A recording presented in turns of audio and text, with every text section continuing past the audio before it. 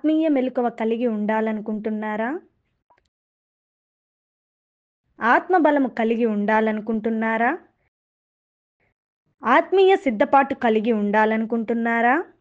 అయితే సత్యవాక్కు అనే టీవీ కార్యక్రమాన్ని వీక్షిద్దాం. Praise the Lord. Jesus Christ prayer ministries వారు నిర్వహించు సత్యవాక్కు అనే టీవీ కార్యక్రమాన్ని వీక్షిస్తున్న మీ అందరికీ మా వందనాలు. ఇప్పుడు మా మామయ్య గారైన పాస్టర్ ఏ సాల్మన్ రాజు గారు వాక్యోపదేశాన్ని అందించెదరు. మనందరం విని దైవ దీవెనలు పొందుకుందాం. Praise the Lord. ప్రభు నామానికి మహిమ కలుగును గాక.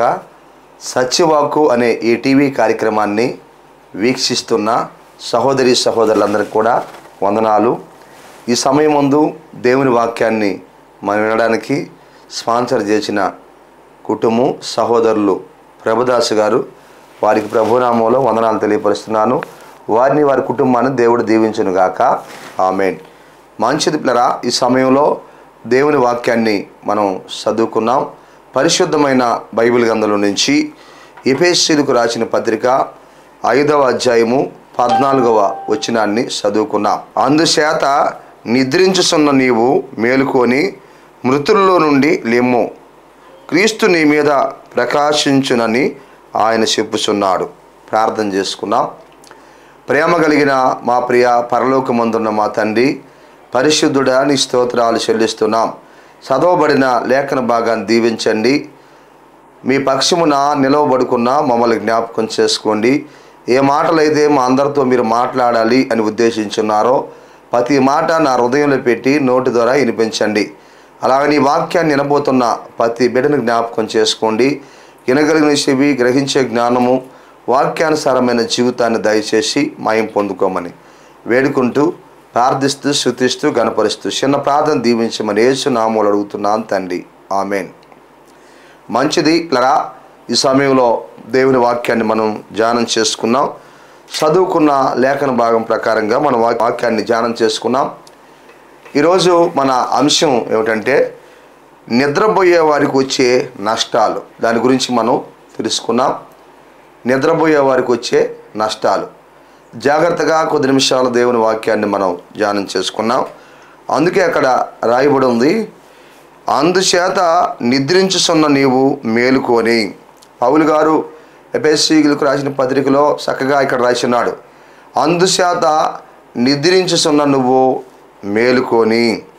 అంటే నిద్రపోతున్న నువ్వు మేలుకోమని సంఘాన్ని ఆయన హెచ్చరిస్తున్నాడు. ఇక్కడ నిద్ర అనగా మనందరం గ్రహించాలి, ఆత్మీయ నిద్ర అని మనం గుర్తించుకోవాలి. లరా ఆత్మీయ నిద్ర. మరి గమనించండి, నిద్రించుతున్న నీవు మేలుకొని అన్నాడు. మృతుల్లో నుండి లెమ్ము అంటున్నాడు. మృతమైన స్థితిలో నుండి నువ్వు లెమ్ము అన్నాడు రెండో మాట. మూడవదిగా క్రీస్తు నీ మీద ప్రకాశించునని ఆయన చెప్పుచున్నాడు. ఆత్మీయ నిద్రలో నుంచి మనం లేయాలి. మృతిలో నుంచి మనం లేయాలి. మృతిలో ఉన్న స్థితిలో నుంచి లేయాలి. క్రీస్తు మన మీద ప్రకాశిస్తున్నాడు. క్రీస్తు మన మీద ప్రకాశించడానికి సిద్ధంగా ఉన్నాడు. క్రీస్తునందు పిల్లరా. కాబట్టి మరి ఆత్మీయ నిద్రపోతే చాలా నష్టాలు ఉన్నాయి. ఆత్మీయంగా నిద్రపోయే వాళ్ళకి చాలా నష్టాలు ఉన్నాయి. ఈరోజు చాలామంది నష్టపోతున్నారు, ఆత్మీయంగా నిద్రపోతూ ఉన్నారు. పిల్లరా, నిద్రపోయే వారికి వచ్చే నష్టాలు బైబిల్లో ఎవరు నిద్రపోయారు, నిద్రపోయి వాళ్ళు ఏమో నష్టపోయారు అని మనం బాగా ఆలోచన చేస్తే మొదటి పాయింట్ ఏంటంటే నిద్రపోయేవారు తమ బలాన్ని పోగొట్టుకుంటారు. ఇది మొదటి పాయింట్. నిద్రపోయేవారు తమ బలాన్ని పోగొట్టుకుంటారు. అవును పిల్లరా, తమ బలాన్ని పోగొట్టుకుంటారు. దేవుడిచ్చిన బలాన్ని పోగొట్టుకుంటారు. దేవుడు అనుగ్రహించిన బలాన్ని పోగొట్టుకుంటాడు. దేవుడు వాడుకోవడానికి ఇచ్చిన బలాన్ని పోగొట్టుకుంటారు.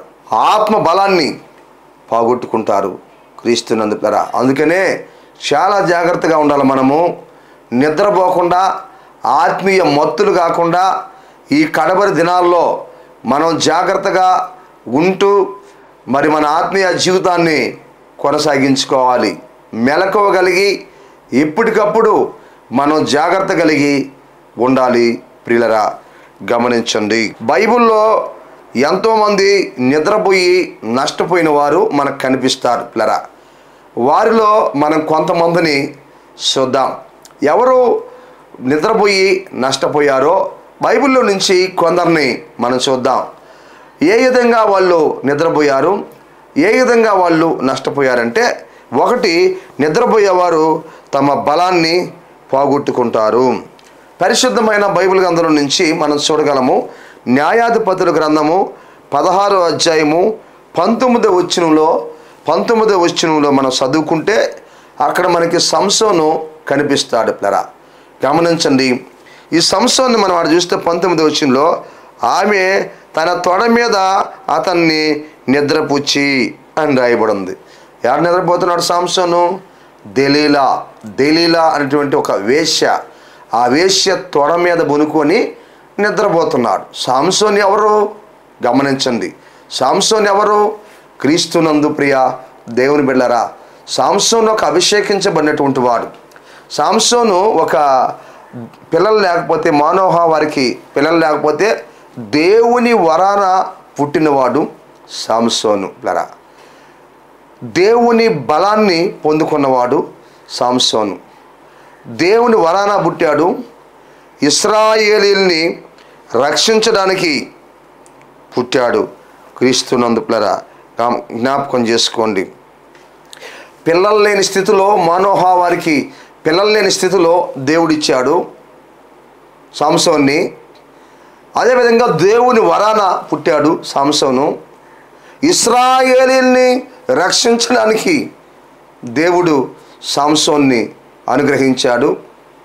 సంసోనికి దేవుడు బలాన్ని ఇచ్చాడు, అధిక బలాన్ని అనుగ్రహించాడు. తన బిడ్డలైనటువంటి ఇశ్రాయేలీని ఫిలిష్తీయులు పరిపాలిస్తుంటే, వారి చేతుల్లో వారు నలిగిపోతూ ఉంటే, వారి చేతుల్లో వారు కుంగిపోతూ ఉంటే, దేవుడు కనికరించి కటాక్షించి తన బిడ్డలైన ఇశ్రాయేలును రక్షించడానికి, విడిపించడానికి, శత్రువులను చిడిపించడానికి సంసోను పుట్టించి, సంసోన్ని అభిషేకించి, సంసోను ప్రియులరా నాజీరు చేయబడినటువంటి వాడై ఉన్నాడు. దేవుడు వరాన పుట్టాడు. దేవుడు ఇశ్రాయేలు ప్రజలను రక్షించడానికి ఏర్పాటు చేశాడు. బలాఢ్యుడు, సింహాన్ని చేతులు ఆయుధం లేకుండానే సింహాన్ని చీల్చిన వ్యక్తి. గాడిద దవడ ఎముకతో 1000 మందిని చంపినవాడు. గాడిద దవడ ఎముకతో 1000 మందిని చంపినవాడు. ఫిలిష్తీయులందరిని కూడా చెల్లా చెదురు చేసినవాడు. వారిని ఓడించినవాడు. అధిక బలం కలిగిన వాడు. ఎవరిచ్చారు ఈ బలం అంతా కూడా? దేవుడిచ్చాడు ఈ బలాన్ని. అభిషేకించబడినటువంటి వాడు, నాజీరు చేయబడినటువంటి వాడు, బలాఢ్యుడు, ఇశ్రాయేలును రక్షించాల్సినటువంటి వాడు. ప్రియులరా ఎక్కడున్నాడు అంటే, ఒక యేష్య ఇంట చేరి ఆ యేష్య తొడ మీద బొనుకొని నిద్రపోతున్నాడు. ప్లరా మెలకువతో ఉండవలసిన వాడు, ఇశ్రాయేలును కాపాడాల్సిన వాడు, మెలకువతో ఉండాల్సిన వాడు, రక్షించాల్సిన వాడు, ఆత్మీయ మెలకువ కలిగి ఉండాల్సిన వాడు. ఇదిగో ఒక వేశ్య చెంత చేరి ఆమె దగ్గర నిద్రపోతున్నాడు. ఈ వాక్యం వింటున్నటువంటి నా ప్రియమైనటువంటి సహోదరి సహోదరుడా, నా ప్రియమైన దేవుని బిడ్డ, ఆలోచించు. ఇదిగో దేవుడు అతన్ని ఒక ఉన్నతమైన స్థానంలో ఉంచితే, ఒక ఉన్నతమైన స్థితిలో పెడితే, సంసోన్ అంటే ఫిలిష్తీయులందరికీ కూడా భయము. సంసోన్ని ఎవరు జయించలేరో. బలాఢ్యుడో, బలము కలిగిన వాడో, అధిక బలం కలిగిన వాడో, దేవుడు తనకు బలాన్ని అనుగ్రహించాడో, దేవుని వలన పుట్టినవాడో, ఈ వ్యక్తి ఎంత దిగజారిపోయాడో చూడండి. సంసోను పిల్లరా ఎంత నీచమైన పనికి దిగజారిపోయాడో చూడండి. అవును, ఈరోజు కూడా కొంతమందిని వాడుకోవడానికి దేవుడు కొన్ని తలాంతులు ఇస్తే, కొన్ని వరాలు ఇస్తే, ఆత్మీయ బలాన్ని ఇస్తే, ఆత్మీయ బలాన్ని ఇచ్చి దేవుడు వాడుకోవాలని దేవుడు నిలబెట్టుకుంటే, ఈరోజు ఈ సంసోన్లాగా అనేక మంది కూడా పిల్లరా దేవుని యొక్క ఇచ్చినటువంటి ఆ బలాన్ని దుర్వినియోగపరుస్తున్నారు. దేవుడిచ్చిన వరాల్ని దుర్వినియోగపరుస్తున్నారు. దేవుడిచ్చిన తలాంతుల్ని దుర్వినియోగపరుస్తున్నారు.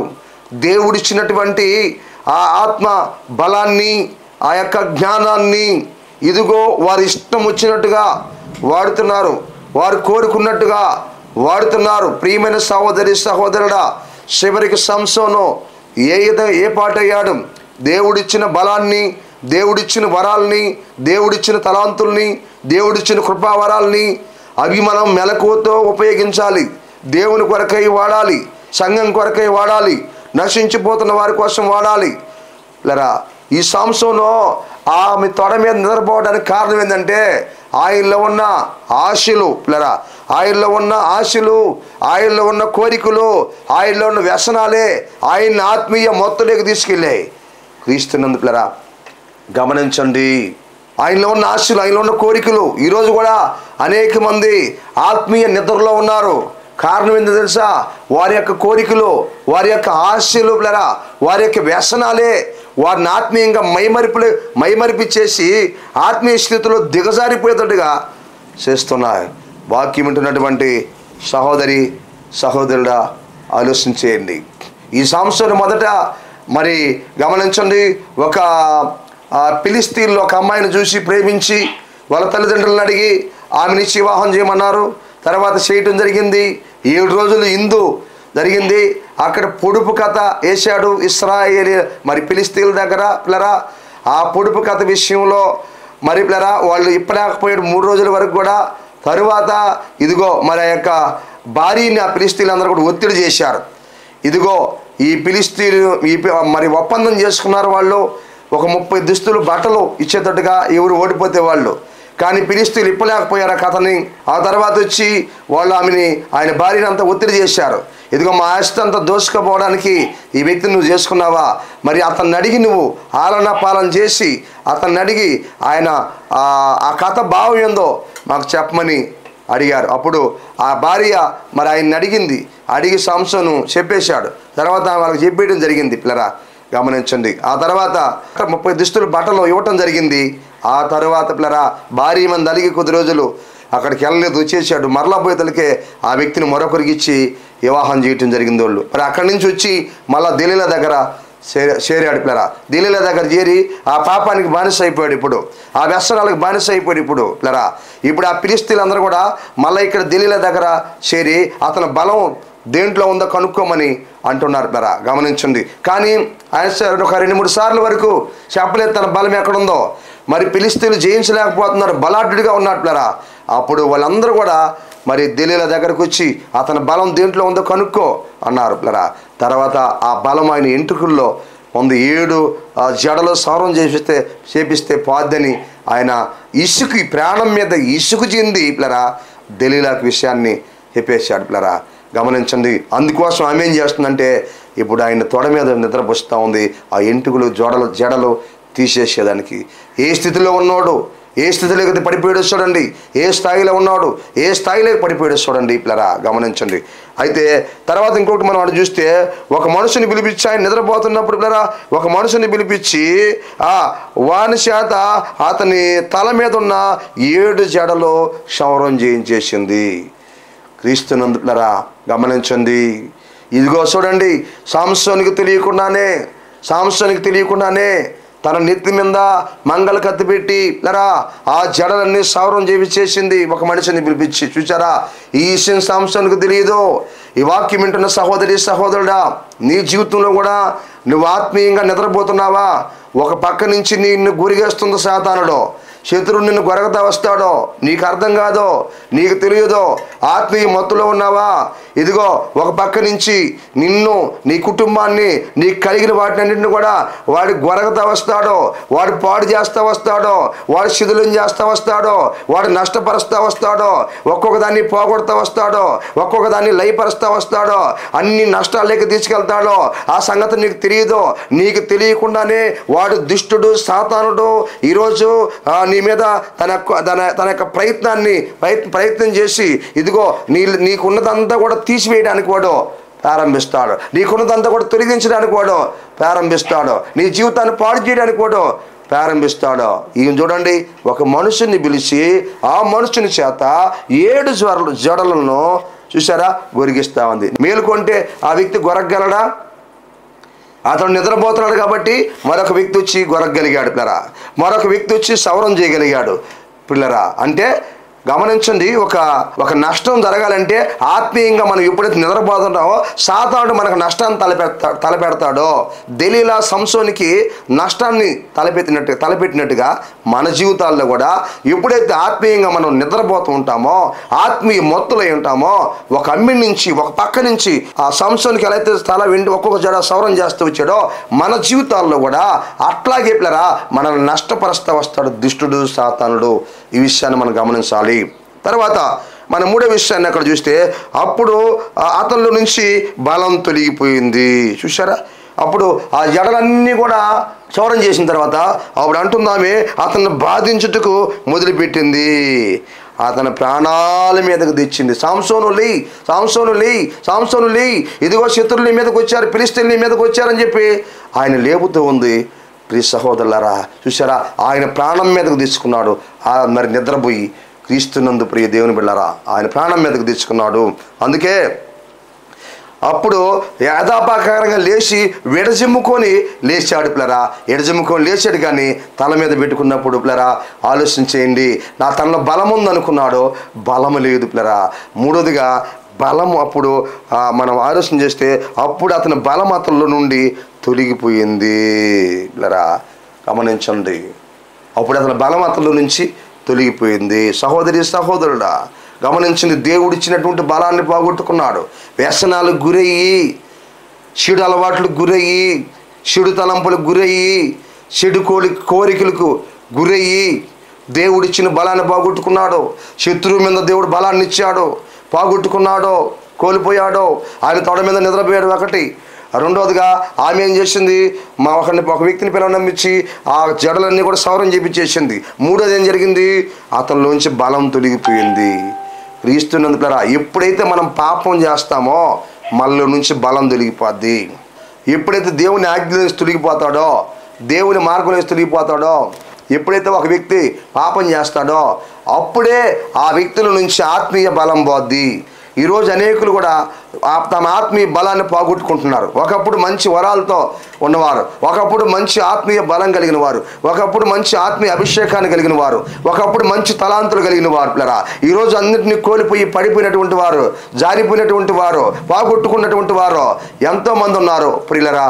గమనించండి, కారణం ఏంటంటే వాళ్ళ పాపమే కారణమో, వాళ్ళ ఆశలే కారణమో, వాళ్ళ లోకానుసారమైన జీవితమే కారణమో పిల్లరా తన బలం తనలో నుంచి విడిచి వెళ్ళిపోయింది. మన జీవితాల్లో ఎప్పుడైతే పాపానికి మనం దగ్గర అవుతామో, దేవుని వాక్యానికి దూరం అవుతామో, పాపానికి దగ్గర అవుతామో అప్పుడే మన బలం మనలో నుంచి పోగొట్టుకుంటాం. ఏ బలం ఇది? ఆత్మీయ బలం.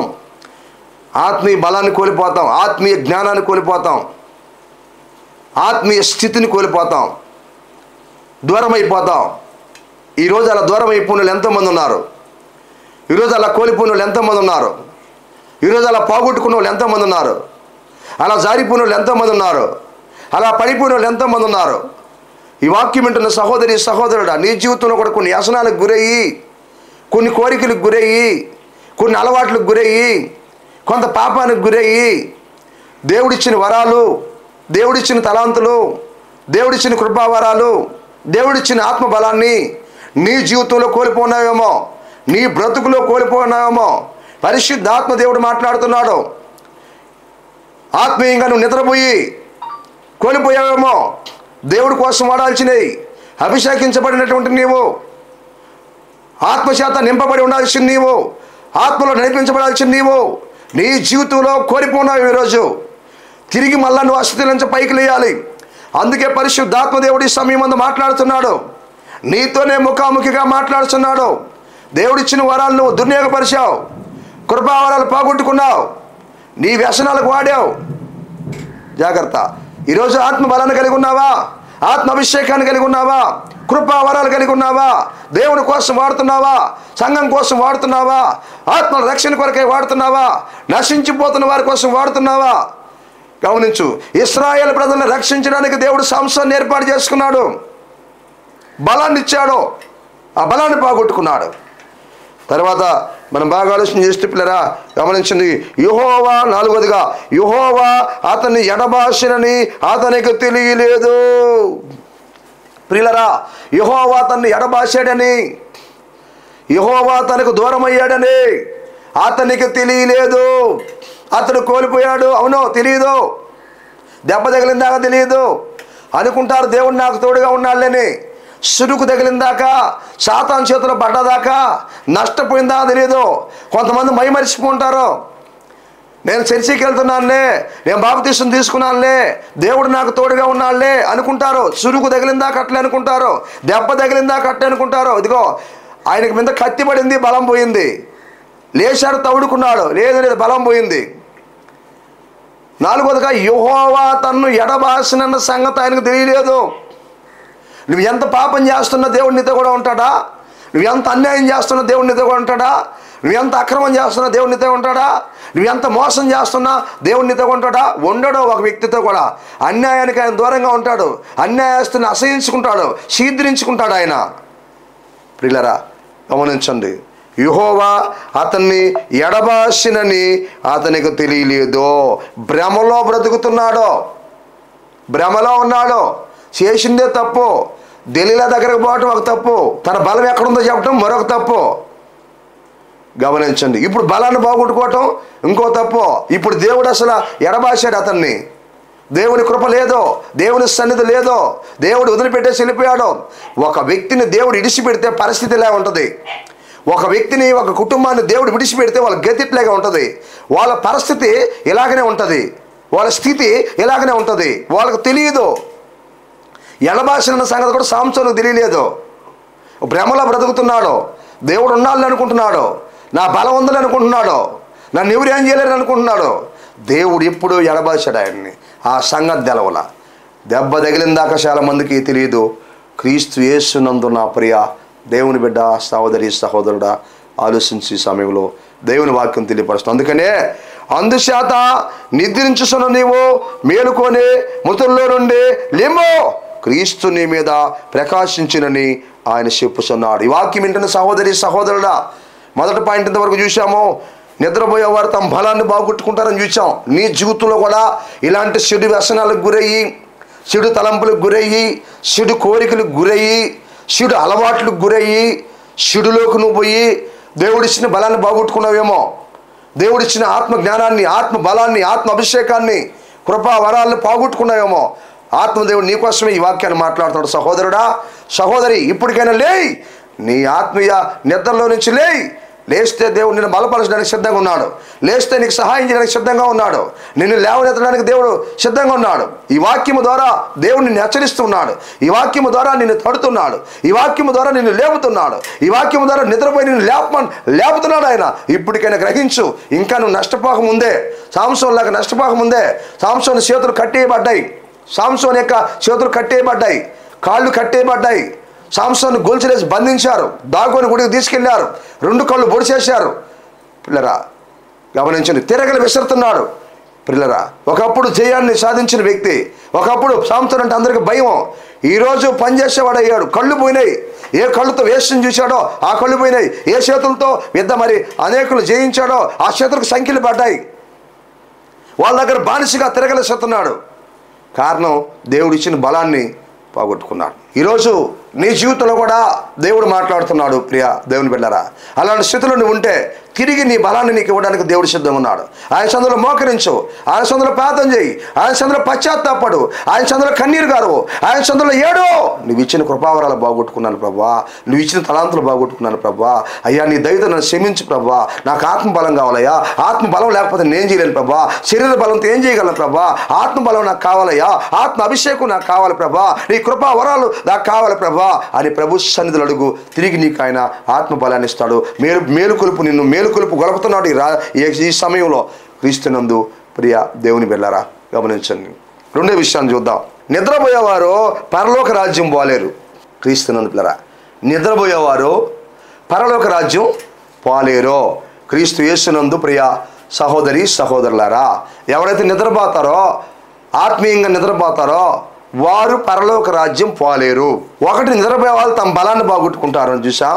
రెండోది, నిద్రపోయే వాళ్ళు పరలోక రాజ్యం పోలేరు, దేవునితో కూడా ఉండలేరు, ఆ మహిమలో ఉండలేరు, ఆ నిశ్చత్వంలో ఉండలేరు, ఆ స్థిరమైన రాజ్యంలో ఉండలేరు, ఆ శాశ్వతమైన రాజ్యంలో ఉండలేరు, ఆ నిలకడ కలిగిన రాజ్యంలో ఉండలేరు, ఆ ఆకలి దప్పులు లేని రాజ్యంలో ఉండలేరు, ఆ ప్రభువుతో కూడా ఉండలేరు, ఆ దేవదూతలతో కూడా ఉండలేరు.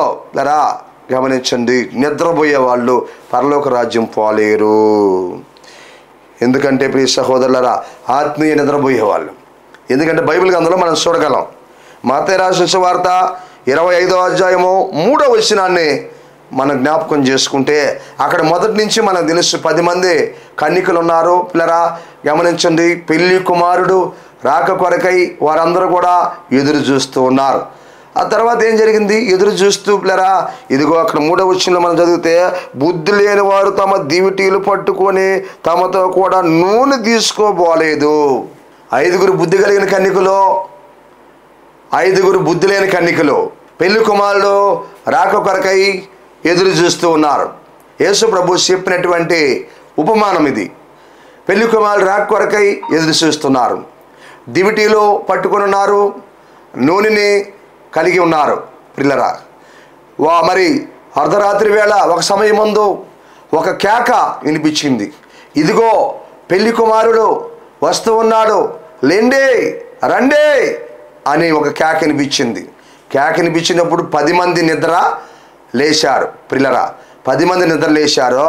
నిద్ర లేచి 3వ వచనంలో చూస్తే, బుద్ధి లేని వారు తమ దివిటీలు పట్టుకొని తమతో కూడా నూనె తీసుకోపోలేదు. మొదటి తప్పు ఇది, వాళ్ళ తప్పు, మొదటి తప్పు. ఈ బుద్ధి లేని కన్యకలు చూసారా, నిద్రపోతున్నారు. లేరా గమనించి, నిద్రపోతా ఏం చేస్తున్నారు వీళ్ళని మనము ఆలోచన చేస్తే, దివిటీ పట్టుకున్నారు, దివిటీ వెలుగుతుంది. ఎంతవరకు వెలుగుతుంది అది? ఎందుకు వెళ్ళిన బుద్ధి లేని కన్యకలని అక్కడ రాయబడి ఉందంటే, వీళ్ళకి బుద్ధి జ్ఞానం లేదు. ఎందుకని? దివిటీ ఉంది, దివిటీ మండుసు ఉంది. ఎంతవరకు మండుతుంది? దాంట్లో నూనె పోయాలి, దాంట్లో నూనె పోయాలి. ఆ మండుతున్నప్పుడు రెడీగా పక్కన నూనె కూడా ఉండాలి. అది ఆరిపోకతలకి మళ్ళీ దాంట్లో నూనె పోయాలి, అది అయిపోకతలకి నూనె పోయాలి. అది మనసు మనసు మనసు ఎడుతురిస్తూ ఉంటుంది. వీళ్ళు ప్రయాణం చేయాలి కనుక అది ఆరిపోయే సమయానికల్లా, అది ఆరిపోకముందే నూనెతో దాన్ని తడపాలి, నూనె దాంట్లో పోయాలి. అప్పుడు అది ప్రకాశిస్తూ ఉంటుంది, అప్పుడు అది మనసు ఉంటుంది. ప్రియులరా, కానీ బుద్ధి లేని కన్యకలు తమ దివిటీలతో కూడా నూనె తీసుకోబోలేదు. క్రీస్తునందు ప్రియ దేవుని బిడ్డారా, తమ దివిటీలతో కూడా నూనె తీసుకెళ్ళలేదు. వీళ్ళకి బుద్ధి జ్ఞానం ఉండాలి. ఇప్పుడు ఏముండాలి? పెళ్లి కుమారుడు రాక వరకే ఎదురు చూస్తున్నాం, ఆయన ఎప్పుడుకి వస్తాడో తెలియదు. కాబట్టి ఆయన వచ్చిన దాకా ఈ దీపం ఏం చేయాలి? మండాలి. ఆయన వచ్చిన తర్వాత కూడా మళ్ళా ఈ దీపం ఏం చేయాలి? గది దగ్గరకు పోయిన దాకా మండాలి. మండాలంటే సౌరు మన దగ్గర ఉండాలి కదా. ప్రియరా గమనించండి, ఈ 10 మంది ఏం చేస్తున్నారు? పెళ్లి కుమారుడు రాక వరకు ఎదురు చూస్తున్నారు. వీళ్ళు 5 మంది పరిస్థితికి మనం ఆలోచన చేస్తున్నా. ఈ 5 మంది బుద్ధి లేని కన్యకలు తమ దివిటీలతో కూడా ఏం పట్టుకోపోలేదట? నూనె పట్టుకోపోలేదు, నూనె పట్టుకోపోలేదు. వీళ్ళకి ఒక అవగాహన ఉండదు. ఇప్పుడు ఇంకా ఎంత ఆలస్యం అవుతుంది ఆయన వచ్చేతలకే? కేకని వచ్చింది, ఇంకా ఎంత ఆలస్యం అవుతుందో ఆయన వచ్చేతలకే? ఆ ఆలస్యానికి కావాల్సినటువంటి, ఆ టయానికి కావాల్సినటువంటి నూనె మన దగ్గర ఉండాలి కదా. వచ్చిన తర్వాత కొంత ప్రయాణం చేయాలి కదా, గది దాకా పోవాలి కదా. ఇప్పుడు వస్తాడో తెలియదు, నూనె సిద్ధంగా ఉండాలి. వచ్చిన తర్వాత గది దాకా పోవాలి, నూనె సిద్ధంగా ఉండాలి. కావాల్సిన నూనె వీళ్ళేం చేయాలి? సిద్ధపరుచుకొని ఉండాలి. క్రీస్తునందు ప్రియ సహోదరులారా గమనించండి, మనం ప్రయాణం చేస్తున్నాం, వాహనం పలానా దగ్గరికి వెళ్ళాలి. వెళ్ళాల్సినప్పుడు దానికి ఎంత పెట్రోల్ కావాలో మనం ఏం చేస్తాం? ముందుగానే ఒక అంచనాతో జాగ్రత్తగా దానికి పెట్రోల్ మరి సిద్ధపరుచుకుంటాం, పట్టించుకుంటాం. పిల్లరా, ఎందుకంటే కొంత దూరం ప్రయాణం వెళ్ళాలి కాబట్టి కావాల్సిన పెట్రోల్ మన వాహనంలో ఉండాలి. వీళ్ళు కూడా ఇప్పుడు గది దగ్గరికి వెళ్ళాలి. కొంత ప్రయాణం వేళ ముందుంది. కొంత ప్రయాణం వేళ ముందున్నప్పుడు వెలుగుతున్న దీపం ఎంతసేపు వెలుగుతుంది? దాంట్లో మళ్ళీ నూనె పోస్తే కదా వెలుగుతుంది. వీళ్ళు నూనె తీసుకోపోవాలి కదా, వీళ్ళు నూనె తీసుకోపోలేదు. అంటే వీళ్ళు ఎంత అజాగ్రత్తగా ఉన్నారు, ప్రియ దేవుని బిడ్డలారా. పెళ్లి కుమారుడు రాక కొరకై ఎంత అజాగ్రత్తగా ఉన్నారు, ఎంత సాచేటుగా ఉన్నారు, ఎంత నిర్లక్ష్యంగా ఉన్నారు. వీళ్ళు నూనె సిద్ధపరచుకోలేదంటే, నూనె తీసుకోలేదంటే ఎంత నిర్లక్ష్యం వీళ్ళకి. ఈ వాక్యం వింటున్న సహోదరి సహోదరుడా, నీ జీవితంలో కూడా ప్రభు యేసుక్రీస్తు నేడో రేపో పెళ్లి కుమారుడు వరే మధ్యాకాశంలోకి రాబోతున్నాడు, మేఘాల మీదకి రాబోతున్నాడు, కడబోర ధ్వనితో రాబోతున్నాడు. నువ్వు సిద్ధంగా ఉన్నావా? నీ ప్రయాణానికి ఎంత ఆత్మీయత కావాలో, నీ ప్రయాణానికి ఎంత ప్రార్థన కావాలో, నీ ప్రయాణానికి ఎంత విశ్వాసం కావాలో, నీ ప్రయాణానికి ఎంత భక్తి ఉండాలో, నీ ప్రయాణానికి ఎంత పరిశుద్ధత ఉండాలో నీకు అర్థమవుతుందా? తాత్కాలికంగా ఉన్నావా, బోటకంగా ఉన్నావా? ఒక సిద్ధపాటు నీలో ఉండాలి. వీళ్ళ ముందు చాలా ప్రయాణం ఉంది. పెళ్లి కుమారుడు రావడానికి ఇంకా ఆలస్యం అవుతుంది. వీళ్ళ ముందు ప్రయాణం ఉంది. వీళ్ళ ముందు ప్రయాణం ఉన్నప్పుడు దీపాలు వెలుగుతూ ఉండాల్సినప్పుడు నూనె రెడీగా పట్టుకు ఉండాలి. పెళ్లి కుమారుడు వచ్చిందాకా ఎలగాలి. వచ్చిన తర్వాత ప్రయాణం చేస్తున్నప్పుడు ఎలగాలి. గది దగ్గరకు పోయిందాకా వెలుగుతూ ఉండాలి. కానీ వీళ్ళు నూనె తీసుకెళ్ళలేదు. మొదటి తప్పు. క్రీస్తునందు పిల్లరా, వాళ్ళ ముందు ప్రయాణం ఉంది. ఆ ప్రయాణానికి చాలా సమృద్ధులు సంపాదించుకోలేదు, నిర్లక్ష్యంగా ఉన్నారు, చూద్దామని అనుకుంటున్నారు. పిల్లరా, ముందుగా విషయం తెలిసినా కానీ, ముందుగా ఇన్ఫర్మేషన్ తెలిసినా కానీ జాగ్రత్త లేకుండా ఉన్నారు. నీ జీవితంలో కూడా నేడు రేపు ప్రభువు రాబోతున్నాడు. ప్రియ దేవుని పిల్లరా, జాగ్రత్త కలిగి ఉన్నావా? ఈరోజు నీ దగ్గర కావాల్సిన నూనె ఉందా? నీ దగ్గర కావాల్సిన సమృద్ధి ఉందా? నీ దగ్గర కావాల్సిన ఆత్మీయత ఉందా? నీ దగ్గర కావాల్సిన భక్తి ఉందా? నీ దగ్గర ఉండాల్సిన విశ్వాసం ఉందా? నీ దగ్గర ఉండాల్సిన నిరీక్షణ ఉందా? నీ దగ్గర ఉండాల్సిన పరిశుద్ధమైన జీవితం ఉందా? సంపాదించుకున్నావా? కలిగి ఉన్నావా? ఆలోచించు ఈ సమయంలో. రెండోది మనం ఆలోచన చేస్తే 5వ వచనంలో, పెళ్లి కుమారుడు ఆలస్యం చేయగా వారు కునికి నిద్రించుచుండిరి. పెళ్లి కుమారుడు ఏం చేశాడు? ఆలస్యం చేశాడు. ఆలస్యం చేసినప్పుడు వీళ్ళు కునికి నిద్రపోయారు. సరే, అసలు ఆయన ఎందుకు ఆలస్యం చేశాడు? పెళ్లి కుమారుడు ఆలస్యం ఎందుకు చేశాడు? వీళ్ళ దగ్గర నూనె లేదో. ఆలస్యం చేసినప్పుడు వీళ్ళు ఏం చేయాలి? ఆ ఆలస్యం ఉన్న సమయంలో నూనె సంపాదించుకోవాలి, నూనె సిద్ధపరచుకోవాలి, నూనె సమకూర్చుకోవాలి, నూనెను దాచుకోవాలి, నూనెను రెడీగా పెట్టుకోవాలి. లరా, ఆ ఎలుగుతున్న దీపాలు మాత్రమే పట్టుకున్నారు. కానీ అది ఆరిపోతే ఏం చేయాలన్న గ్రహింపు దగ్గర లేదు. లరా, అది ఆరిపోతే ఆలస్యం అవుతా ఉంది, ఈ ఆలస్యం అయిపోతే ఆరిపోద్దేమో అన్న గ్రహింపు లేదు. పిల్లరా, నూనె తీసుకోబాలేదు, సాసేటు, నిర్లక్ష్యం, లెక్కలేంతనం. ఈరోజు క్రైస్తవ సహోదరులు కూడా ఆయన ఆలస్యం చేసాడు. రెండోదిగా పిల్లరా గమనించండి, ఒకటి నూనె ఎత్తుకోబాలేదు సిద్ధుల్లో, రెండోది ఆయన ఆలస్యం చేసాడు. ఎందుకు ఆలస్యం చేసి ఉంటాడు ఆయన పెళ్లి కుమారుడు? వీళ్ళు సిద్ధపడతారేమో, ఈ 5 మంది కూడా సిద్ధపడతారేమో, వీళ్ళు నూనె సంపాదించుకుంటారేమో, వీళ్ళు నూనె సమకూర్చుకుంటారేమో, ఇదిగో వీళ్ళు నిద్ర మొత్తం నుంచి లేస్తారేమో, వీళ్ళు సమకూర్చుకుంటారేమో అనుకుంటే ఈ పెళ్లి కుమారుడు ఆలస్యం చేయగా వారు కునికి నిద్రపోయారు. ఆలస్యం ఎందుకు చేశారు? సిద్ధపాటు కోసం కదా. వారు ఆ సిద్ధపాటులో వాళ్ళు ఏం చేస్తున్నారో నిద్రపోతున్నారు. సిద్ధపడాల్సిన సమయంలో నిద్రపోతున్నారు, నూనె సంపాదించుకోవాల్సిన సమయంలో నిద్రపోతున్నారు. కొన్నిసార్లు మన జీవితాల్లో ఆలస్యం ఎందుకు చేస్తారో తెలుసా? ఆయన మనం ఇంకా సరిచేయబడాలని, మనం ఇంకా దిద్దబడాలని, ఇంకా మనలో మార్పు రావాలని, ఇంకా మన బ్రతుకులు మారాలని, మన హృదయాలు మారాలని, మన పరిస్థితులు మారాలని, ఇంకా మనం సరిచేయబడాలని. అందుకే ప్రభు కొన్నిసార్లు మన జీవితాల్లో కొన్ని విషయాల్లో ఆలస్యం చేస్తాడు. ఆ ఆలస్యాన్ని మనం జాగ్రత్తగా ఉపయోగించుకోవాలి. లోపం ఎక్కడుందో తెలుసుకోవాలి, పొరపాటు ఎక్కడుందో తెలుసుకోవాలి, బలహీనత ఎక్కడుందో తెలుసుకోవాలి, అపాయం ఎక్కడుందో తెలుసుకోవాలి, జాగ్రత్త పడాలి. క్రీస్తునందు పిల్లరా, ఈరోజు జాగ్రత్త పడే వాళ్ళు ఎంతమంది? ఆలస్యాన్ని నిర్లక్ష్యంగా తీసుకుంటున్నారో. ప్రభు ఇంకా ఆలస్యం చేస్తున్నా అంటే నువ్వు ఇంకా సిద్ధపడలా. ప్రభు రాకడ ఆలస్యం అవుతా ఉందంటే నువ్వు ఇంకా సిద్ధపడలా. ఇంకా నీలో కొన్ని లోపాలు ఉన్నాయి, నీలో కొన్ని పాపాలు ఉన్నాయి, నీలో కొంత తిరుగుబాటుతనం ఉంది, కొంత లోపడిన విధానం ఉంది. నువ్వు ఇంకా సరి చేసుకోవాలి, నువ్వు ఇంకా దిద్దుకోవాలి, నువ్వు ఇంకా మార్పు రావాలి. నీ ఆలోచనలో మార్పు రావాలి, నీ చూపుల్లో మార్పు రావాలి, నీ మాటల్లో మార్పు రావాలి, నీ బతుకులో మార్పు రావాలి, నీ సాక్ష్యంలో మార్పు రావాలి. ఆ మార్పు కోసమే ఆయన ఇంకా ఆలస్యం చేస్తున్నాడు. ఒకవేళ నీ జీవితంలో ఇంకా నిన్ను భూమి మీద ఉండనిచ్చున్నాడంటే నేను ఇంకా మార్పులు రావాలి. ఎక్స్ట్రా టైంలో ఉన్నావేమో, జాగ్రత్త. నీ జీవితాన్ని సరి చేసుకో, నీ బ్రతుకుని సరి చేసుకో, నీ అలవాట్లు సరి చేసుకో. సహోదరి సహోదరుడా, ప్రభువు నిన్ను ప్రేమిస్తున్నాడు. అందుకే ఆయన ఇంకా ఆలస్యం చేస్తున్నాడు. ఇంకా రక్షించబడాల్సిన వాళ్ళు ఎంతోమంది ఉన్నారు. ఈ ఆలస్యంలో మనం ఏది చేయాలో దాన్ని చేయాలి. ఈ ఆలస్యంలో దిద్దుబాటు చేసుకోవాలి.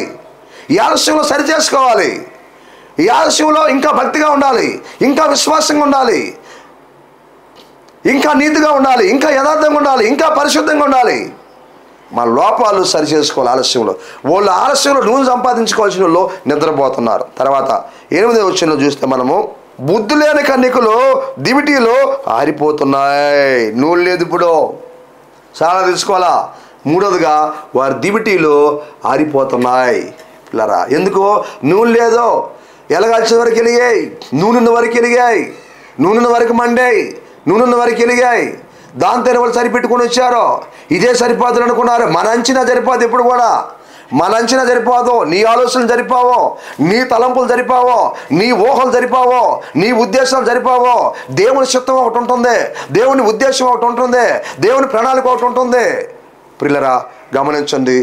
సహోదరి సహోదరులరా, ఆలోచించేయండి ఈ సమయంలో. అందుకే వారు అనుకున్నారు, వారి దీపపాలు 3:8 వచ్చులో బుద్ధి లేని కన్యకలు దివిటీలో ఆరిపోతున్నాయి. నూనె లేదు కాబట్టి ఆరిపోతున్నాయి. బుద్ధి కలిగిన వాళ్ళు అంటున్నారు, మీ నూనెలో కొంత మాకు పోయండి అంటున్నాడు. వాళ్ళు అంటున్నారు, మీకు మాకు ఇది సరిపోదు, మీరు ఆరిపోయిన దాకా మీరు ఆరిపోవటం కాక మా దీపాలు కూడా ఆరిపోద్దు, మా బతుకులు కూడా ఆరిపోద్దు.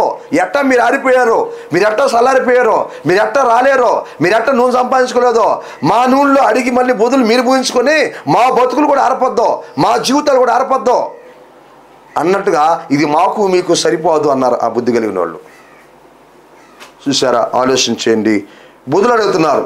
క్రీస్తు యేసునందు ప్రియ సహోదరి సహోదరులరా, ఈరోజు అనేకులు దీపాలు ఆరిపోతున్నాయి, సిద్ధపాటులో లేరు. దేవుడు వెలిగించిన దీపాలు ఆరిపోతున్నాయి, దేవుడు మండించిన దీపాలు ఆరిపోతున్నాయి. అనేక దీపాలు ఆరిపోతున్నాయి. ఈరోజు నూనె లేదు, నూనె లేక ఆరిపోతున్నాయి, సిద్ధపాటు లేదు, ఆరిపోతున్నాయి. ఆరిపోతున్న దీపాలు ఈరోజు వెలిగించడానికి దేవుడు సిద్ధపడుతున్నాడు. ఈరోజు ఈ వాక్యం వింటున్న సహోదరి సహోదరి సహోదరుడా సహోదరి, నీ దీపం ఆరిపోతుంది. దేవుడు వెలిగించిన దీపం అది. ఆరిపోవద్దు. చీకటి జీవితం అయిపోద్ది, చీకటి బ్రతుకు అయిపోద్ది. ఆరిపోవద్దు. దేవుడు నీతో మాట్లాడుతున్నాడు. తిరిగి నూనె సంపాదించుకో. ఎక్కడ పోగొట్టుకున్నావో అక్కడ ఎదుక్కో, తిరిగి మళ్ళా సంపాదించుకో. తర్వాత మనం చూస్తే 11వ వచనం చూస్తే, ఆ తర్వాత తక్కిన కన్యకులు వచ్చి అయ్యా అయ్యా మాకు తలుపు తీయమని అడిగారు. పెళ్లి కుమారుడు రానే వచ్చాడు. ఆ తర్వాత బుద్ధి కలిగిన 5 కన్యకులు వెళ్ళిపోయారు. ఈడ చిన్నగా ఆడ నూనె సంపాదించుకున్నారు. ఆ తర్వాత వెళ్ళారు. 11వ వచనం, ఈ బుద్ధి లేని కన్యకులు నూనె సంపాదించుకుని వెళ్ళారు కానీ అయ్యా అయ్యా మాకు తలుపు తీయ్యా అన్నారు. పిల్లరా, అప్పుడు అంటాడు ఆయన, మీరు ఎవరో నాకు తెలియదు అంటాడు. పిల్లరా, గమనించండి, మీరెవరో నాకు తెలియదు అంటాడు. 4వదిగా మనం 11వ వచనంలో చూస్తే, ప్రియ దేవుని పిల్లలు, మీరెవరో నాకు తెలియదు, మీకు నాకు సంబంధం లేదు, మీకు నాకు పొత్తు లేదు, అసలు మీరెవరో నాకు తెలియదు అంటున్నాడు క్రీస్తు యేసునందు ప్రియ దేవుని బిడ్డలారా సహోదరి సహోదరులారా, గమనించండి. అసలు మనం బాగా ఆలోచన చేస్తే వీళ్ళు మనుషులు పోయారు, బుద్ధి లేని కన్యకులు 5 మంది పోయారు, వీళ్ళు దీపాలు వెలిగించుకొని పోయారు, నూనె ఎత్తుకోపోయారు. అదే కదా కావాల్సింది ఆయనకి. కానీ ఎందుకు వీళ్ళు వద్దన్నాడు? మీరెవరో నాకు తెలియదు అంటున్నాడు. తెలియదా? తెలుసు లేరా. కానీ ఆయన సమయానికి వీళ్ళు బాలేదు. వీళ్ళు 5 మంది పోయారు కానీ, డ్యూటీలు వెలిగించుకొని పోయారు కానీ, నూనె సిద్ధపాటు చేసుకొని పోయారు కానీ, ఆయన సమయం వేరు, ఈయన సమయం వేరు. క్రీస్తునంతరా ఆయన వచ్చిన సమయానికి వీళ్ళు బాలేదు, వీళ్ళు నిదానంగా పోయారో ఈయన సమయానికి పోయారు వీళ్ళు. కానీ ఆయన సమయం వేరు, ఈయన సమయం వేరు. అందుకని మీరు నాకు తెలియదు అన్నాడు. పిల్లరా, వెళ్ళిపోండి అన్నాడు. పిల్లరా, గమనించండి. పిల్లరా, ఈ వాక్యంలో నీకేం అర్థమవుతుంది? నువ్వు దేవుని మందిరానికి ఎప్పుడు వస్తున్నావు? దేవుని సన్నిధికి ఎప్పుడు వస్తున్నావు? దేవుడు ప్రారంభించిన సమయానికి వస్తున్నావా? దైవ సేవకులకి దేవుడు ప్రేరేపణిచ్చి ఒక సమయాన్ని ప్రారంభించుంటాడు. మరి ఏ కార్యక్రమం అయినా, అది ఆదివారం ప్రార్థన అయినా, ఆరాధన అయినా, లేకపోతే ఉపవాస ప్రార్థన అయినా, లేకపోతే ఒక కూడిక మీటింగు ఏదైనా సరే ప్రియులారా, దేవుడు ఒక సమయాన్ని దైవ సేవకులకు ఇచ్చి ప్రారంభిస్తాడు. ప్రేరేపించి ఒక టయాన్ని, ఆ టయానికి దైవజనులు ప్రారంభిస్తారు. నువ్వే సమయానికి వస్తున్నావు? నీకు ఇష్టం వచ్చినప్పుడు వస్తున్నావా? సగం పాటలు జరిగిపోయిన తర్వాత వస్తున్నావా? సగం ఆరాధన జరిగిపోయిన తర్వాత వస్తున్నావా? సగం వాక్యం జరిగిపోయిన తర్వాత వస్తున్నావా? చివరిగా ఆశీర్వాదం కోసం వస్తున్నావా? ఈ వాక్యం వింటున్న సహోదరి సహోదరుడా గమనించు, నీ సమయం వేరో, ఆయన సమయం వేరో. ఆయన సమయానికి పోయిన వాళ్ళనే గదిలో చేర్చుకున్నాడు పెళ్లి కుమారుడు. ఈయన సమయానికి పోయిన వాళ్ళు చేర్చుకోవాలా. మనుషులు పోయారు 5 మంది, నూనె తీసుకుపోయారు, డ్యూటీలు వెలిగించుకోపోయారు, మీరు నాకు తెలియదు అన్నాడు. సమయం చాలా ప్రాముఖ్యమైనది సేవకి, సమయం చాలా ప్రాముఖ్యమైనది పరిచర్యకి, సమయం చాలా ప్రాముఖ్యమైన సంఘానికి. సమయాన్ని నువ్వు పాటించాలి. దైవ సేవకులు నిర్ణయించిన సమయానికే నువ్వు దేవుని సందుకు రావాలి, ఆరాధనకు రావాలి. కొంత సమయాన్ని బాగొట్టుకుని వస్తే దేవుడు ఒకవేళ నిన్ను అంగీకరించడేమో, నీ ప్రార్థన అంగీకరించడేమో గ్రహించు. అలా నువ్వు ఫెయిల్ అయిపోతున్నావేమో గ్రహించు. ప్రియ దేవుని బిడ్డలారా, నీ ప్రార్థన ఆయన అంగీకరించాలంటే, నీ ప్రార్థనకి ఆయన జవాబు ఇవ్వాలంటే, నీ ప్రార్థనకు ప్రతిఫలం ఇవ్వాలంటే, నీకైనా సహాయం చేయాలంటే క్రీస్తునందు ప్రియ దేవుని బిడ్డ గమనించు. ఈ సమయంలో నీ జీవితంలో ఒకవేళ సమయాన్ని బాగొట్టుకుంటున్నావేమో, నీ సమయానికి వస్తున్నావా? నీ సమయానికి కదా నువ్వు రావాల్సింది. దేవుడు అనుగ్రహించిన సమయానికి రావాలి. అప్పుడు నువ్వు అంగీకరించబడతావు. అప్పుడు నువ్వు పాట పాడినా, నువ్వు ప్రార్థన చేసినా, నువ్వు ఆరాధన చేసినా, నువ్వు ఏది చేసినా అప్పుడు అంగీకరించబడుతుంది, నీ సమయానికి వచ్చినప్పుడు కాదు. ఇస్తున్న తర్వాత 13వ వచనంలో 5వ మాట అంటాడు, ఆ దినమైనను ఆ గడి అయినను నీకు తెలియదు గనుక మెలకువగా ఉండుడి, దేవునికి మహిమ కలుగును గాక. ఆ దినమైనా ఆ టైం అయినా నీకు తెలియదు గనుక మెలకువగా ఉండమని వాక్యం తెలియపరుస్తుంది. ఏ దినమో పెళ్లి కుమారుడు వచ్చే దినం తెలియదు, నువ్వు నిద్రపోవద్దు. ఆ దినమైనా ఆ టైం అయినా నీకు తెలియదు. యేసుప్రభుల వారికి కూడా తెలియదు, తండ్రికి మాత్రమే తెలుసు. ఆయన వచ్చే టైము ఎప్పుడు వస్తాడో నీకు తెలియదు. నీ సొంత ఆలోచనలు పనికిరావు సహోదరి సహోదరుడా. ఆ దినమైనా గడి అయినా నీకు తెలియదు కనుక ఆయన వచ్చే సమయానికి నువ్వు సిద్ధపడాలి. ఈలోపై నువ్వు సిద్ధపడాలి. 5వ మాట చక్కటి మాట, ఆ దినమైనను గడి అయినను మీకు తెలియదు కనుక మెలకువగా ఉండండి, మెలకువగా ఉండండి. అందుకనే అందుచేత నిద్రించుసను నువ్వు మేలుకొని మృతుల్లో నుండి లెమ్ము, క్రీస్తు నీ మీద ప్రకాశించునని ఆయన చెప్పుచున్నాడు. ఈ వాక్యం వింటున్న సహోదరి సహోదరుడా, ఆ టైం నీకు తెలియదు కాబట్టి మెలకువగా ఉండాలి. నిద్రిస్తున్న నువ్వు మెలకువగా ఉండాలి, మేలుకోవాలి. నేడు రేపు ప్రభు రాబోతున్నాడు, మధ్యాకాశానికి రాబోతున్నాడు, మేఘాల మీదకి రాబోతున్నాడు. ఒకసారి వచ్చాడు, ప్రాణం పెట్టాడు, రెండోసారి రాబోతున్నాడు, నిన్ను తీసుకెళ్ళడానికి రాబోతున్నాడు. ఆ రాకడికి నువ్వు సిద్ధపడాలి ప్రియ దేవుని బిడ్డలారా. అందుకనే నిద్రపోయే వారికి వచ్చే నష్టాలు గురించి మనం తెలుసుకో. ఒకటి, నిద్రపోయే వాళ్ళు తమ బలాన్ని పోగొట్టుకుంటారని మనం చూసాం. రెండోది, నిద్రపోయేవారు పరలోక రాజ్యం పోలేరని మనం చూసాం. ఈరోజు నిద్రపోతున్నావా? ఏ నిద్రలో ఉన్నావు? ఈ వాక్యం నీ కొరకే. ప్రశ్నించుకో, తల్ల ఉంచుకున్నావు, ప్రార్థన చేసుకున్నావు. ప్రేమ కలిగిన మా ప్రియ పరలోక తండ్రి, ఇంతవరకు ప్రకటించబడినటువంటి వాక్యాన్ని బట్టి స్తోత్రాలు. ఎంతమంది వాక్యాన్ని ప్రభువా విన్నారో, వారి జీవితాలు సరిచేసుకుంటున్నారో, వారి హృదయాలు సరిచేసుకున్నారో, అటువంటి వారందరినీ మీరు దీవించి ఆస్వాదించమని వేడుకుంటూ ప్రార్థిస్తూ శుద్ధిస్తూ కనపరుస్తున్నాం ప్రభువా. ఈ వాక్యాన్ని స్పాన్సర్ చేసిన సహోదరులు ప్రభుదాస్ గారిని దీవించి ఆస్వాదించమని వేడుకుంటూ, వారి కుటుంబాన్ని దీవించమని వేడుకుంటూ ప్రార్థిస్తున్నాం. శుద్ధిస్తూ మహిమపరుస్తూ సమస్త ఘనత మహిమ ప్రభావాలు మీరు పొందుకోమని యేసుక్రీస్తు పరిశుద్ధ నామంలో అడుగుతున్నాం తండ్రి, ఆమేన్.